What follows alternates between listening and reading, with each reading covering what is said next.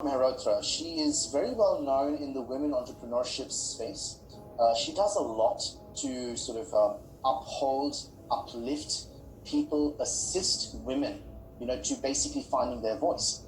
But little do people know that Charu has built her success on past failures. So we would really like to know, Charu, tell us how you've actually used your past experiences, your past failures, times when you've basically wanted to give up, but you just, brought out that inner depth within yourself, that inner strength to just give it one more try. Thank you so much, Yusuf, for this honor. It's such an honor to be on your show. And thank you, Joy and Yusuf, for having this show, because the show is something which is a requirement in the present time, where you're sharing real life stories with everybody. It's so inspirational. Our pleasure.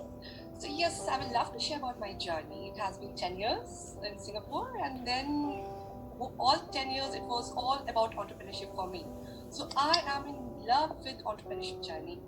It started with a clothing business. It was NC Styles, and it was like I was co-founder, and I had a friend, Nidhi Chopra, who was a great help, and we decided that we start this clothing business. We outsource Indian clothes from India, northern India, specialized in hand embroidery. It's chikankari hand embroidery from India. And we wanted to make it famous in Singapore, so we tried to reach out in Singapore and distributed in shops and started exhibitions. So that was the first experience for me in terms of having set up, because I have a background of mass communications, and I was working back in India before coming to Singapore.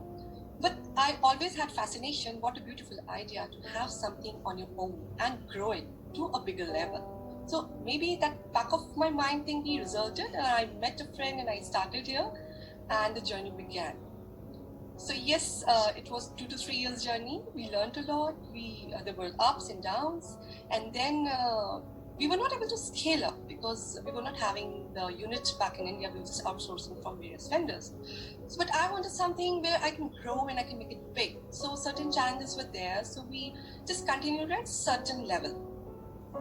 Then we were aware what are the loopholes, what are the missing links. Like in Singapore, it is so costly to do marketing, to create visibility of your product. And that time social media was okay. I mean, Facebook has started. When I landed here, Orkut was more active. We made groups through Orkut. There were many Indian groups we met, but it was not scaling up. So yes, we thought certain things can be done. Then my second venture happened, which was Udan. I was a co-founder again. I met a very lovely friend, Kamayani, and we started it as a women entrepreneurs group. We had a networking group every month, and we reached out to associations in Singapore to organize different exhibitions and fairs so that our entrepreneurs can get visibility and their products can get visibility in their group. So idea was always we brainstorm that how we can create visibility for our entrepreneurs who are working from home and they cannot put a lot of money for the marketing for their products. 3 years again, amazing journey, lots of learning. I met awesome people. I met so many people from different associations in Singapore. And then my friend had to leave for India. So there was a reason to stop it. I had my second baby. Then the third venture was a software company. That was a big surprise in my life because I never thought that I would be saying yes to a software company. It was also through a partnership. So yes, leaving the coding part, which I started a little, but I never put my mind fully. But yes, leaving the coding part, I took care of everything. So it was amazing journey again at a bigger level, because when you are having a startup and you are reaching out to a crowd which is having their own setup, you're pitching, you're meeting investors, you are trying to build up your contacts in the right segment, you are again learning a lot. So this was an idea to develop an app which can do data transcription through mobile channels so that people can get work on mobile and they can do the data entry from any part of the world. So it was a fantastic idea, and we were working like crazy, and we had trials. We got funding from government, Singapore government. I must say Singapore is a fantastic place to have your own work, have your own business, and keep on trying something new. So the government has supported a lot in that term. So we got funding, and then again there was some challenges, and then I had to put it on hold.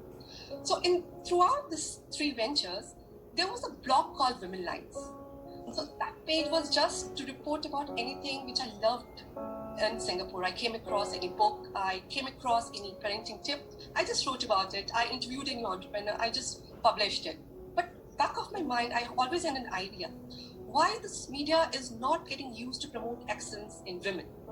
Why women always are dealing with the topics of beauty or dresses or fashion. In fact, so many things women can do if they have the right mindset.